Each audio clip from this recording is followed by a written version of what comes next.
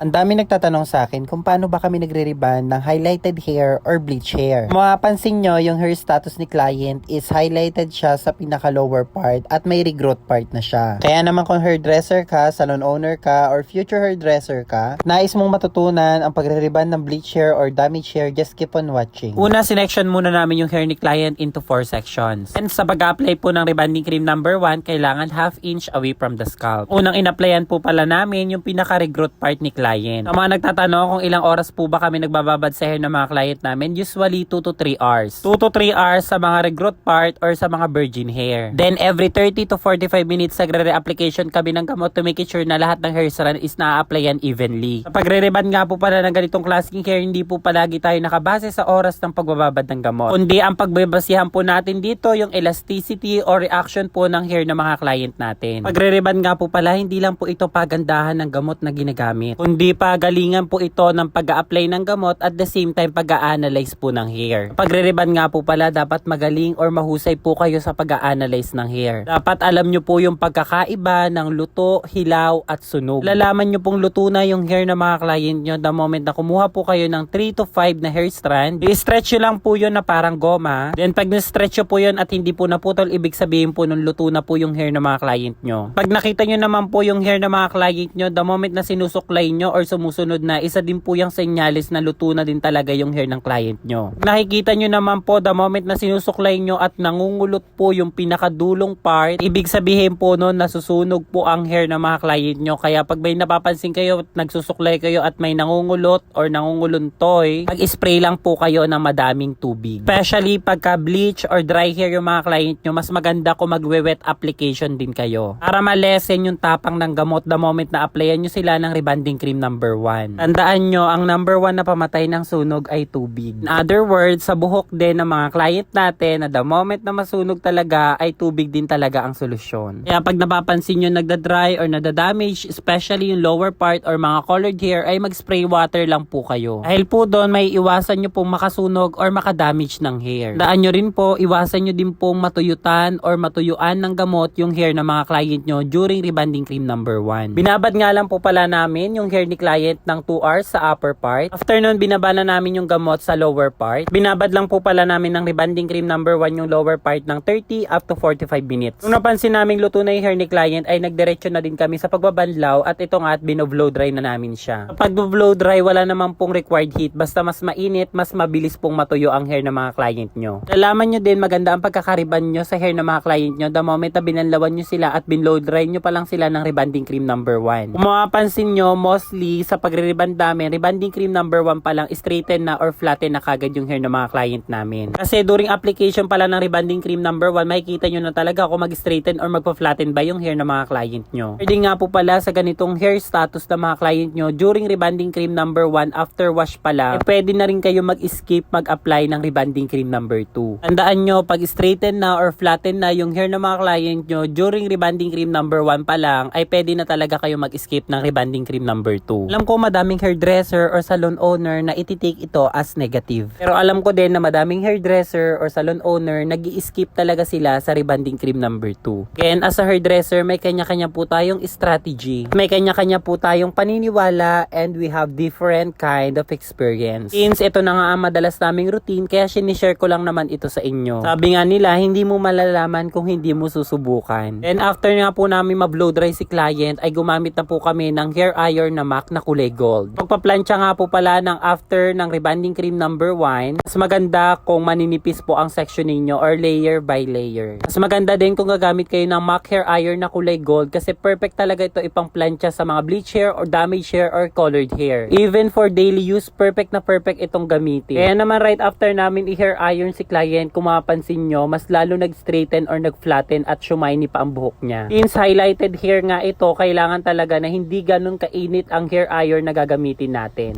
Perfect na perfect nga talaga ang MAC hair iron na kulay gold sa mga bleach hair or sa mga damage hair. Kaya naman right after namin siyang plansyahin, nagdiretso na kami sa pag-a-apply ng miracle treatment. So itong product ng The Unbeatables na napaka-powerful at napaka-effective. Kaya naman hindi na ako magtataka kung bakit sobrang dami bumibili nito. By the way, available po yan sa TikTok at Shopee. Mag-a-apply nga po pala ng miracle treatment, mas maganda po kung mag-a-apply po kayo nito sa open space or sa open area. Bawal na bawal po siyang gamitin yan sa indoor or sa closed door or sa kulob na area. Kaya kami lumalabas talaga kami sa harap ng salon para i-apply yung product na to. Again, matapang at palaban po ang gamot kaya sa open space or open area po talaga kami nag-a-apply nito. The moment na mag-a-avail or bibili man po kayo ng products, make it sure na manood kayo ng tutorial video on how to use the product. Para guided po kayo sa tamang paggamit nito. Apply lang naman po yan layer by layer, yung saktong mabasa or saktong ma-applyan lang po yung hair strand ng mga client nyo. Usually binababad lang po yan sa hair ng mga client namin 30 minutes up to 1 hour. Ito nga po pala yung klase ng Brazilian treatment na hindi malagkit at hindi mahirap patuyuin. Naman right after namin mababad yung hair ng client namin, diretso na po kami sa pag-blow dry. Again, ang miracle treatment nga po pala ay hindi po siya binabanlawan. Kaya naman right after namin babaran si client, diretso na din kami sa pag-blow dry. Pag-blow dry nga po pala ng hair ng mga client, mas maganda kung sa open space or open area pa rin po tayo. Sabi ko nga sa inyo mga B, may katapangan po ang gamot na ginagamit namin, kaya mas maganda kung susunodin po natin yung proper procedure, proper application at safety guidelines. Ito nga din po pala yung madalas namin ginagamit sa mga dry hair, damage hair, or sa mga hair na nasunog or nangarag. Kaya naman right after namin i-blow dry yung hair ni client, kung mapapansin nyo, super straight at maganda pa rin talaga ang bagsak. Again, kung mapapansin nyo, blow dry pa lang yan, nag-straighten or flatten na yung hair ni client na kanina niya super dry talaga yung buhok niya. Kaya naman after nito ay nag-proceed na ulit kami sa pag-hair iron or sa pagpa-plancha. Regarding nga po pala sa paggamit ng MAC hair iron, kung mapapansin nyo, pagka nag-plancha po kayo ng hair, kumikintab at nagsashiny po yung buhok, ibig sabihin po nun ay kaya po ng hair strand yung init ng plancha. At kung mapapansin nyo naman yung hair ng client nyo, the moment na pinaplancha nyo na natutusta or nagda-dry, ibig sabihin po overheat po or mataas po ang heat temperature na gamit nyo. Kaya kailangan po ibabaan nyo po yung heat temperature na kung saan kakayanin po ng hair strand ng mga client nyo. Kaya naman right after namin i-hair iron ng hair ni client, ito na ang naging resulta. Mapapansin nyo, naging soft, shiny, silky, bouncy, and straight. Kaya naman habang binabalasa ko yung hair ni client ay sobra talaga siyang natutuwa. Sabi niya sobrang gaan at sobrang lambot na daw talaga ng buhok niya. By the way, sa lahat ng mga nagtatanong kung saan po yung location po namin, pwede po kayo mag-chat sa mismong aming page. Clinic Happy Salon, Mariveles, Bataan. Na kung saan nadyan na rin po yung prices and exact location kung saan nyo po kami matatagpuan. Regarding naman po pala sa mga gusto magpa-home service, minimum 4 to 5 heads po. Mga nagtatanong regarding nga po pala sa product na ginagamit namin, maaari nyo pong ma-avail ang product through TikTok at through Shopee. Hindi muna kayo mag-check ng mga reviews ng product bago po kayo mag-avail. Hindi nyo rin po ako i-PM para ma-send ko po yung link kung saan nyo po siya maaaring mabili. At syempre, the moment na mag-avail po kayo ng product, PM nyo rin po ako para ma-add ko po kayo sa official GC. Which is doon po lahat ng mga members, Luzon, Visayas at Mindanao, even international country. Kaya naman right after namin gawin si client ay hinatid ko na rin siya papalabas sa aming salon. Mapapansin nyo, gabi na yan pero super shiny at super bouncy pa rin talaga ng hair niya. Kaya naman kung napapanood mo to at na-inspired at may natutunan ka sa videong to, laan mo naman kung anong date nagpagawa sa amin si client. Date na lang mga B para hindi na kayo malito kahit wag na yung month. Again, kung mag-e-entry po kayo ng sagot sa comment section, make it sure na isang sagot lang po i-entry nyo. Make sure lang din na the moment na mag-entry kayo ng sagot sa comment section na i-share nyo din yung video na to. Dahil pag nahulaan mo yung tamang sagot, ipipm kita at magsasend ako sa'yo ng cash. Syempre, wag mo na rin akong kalimutan na i-follow. Thank you so much for watching.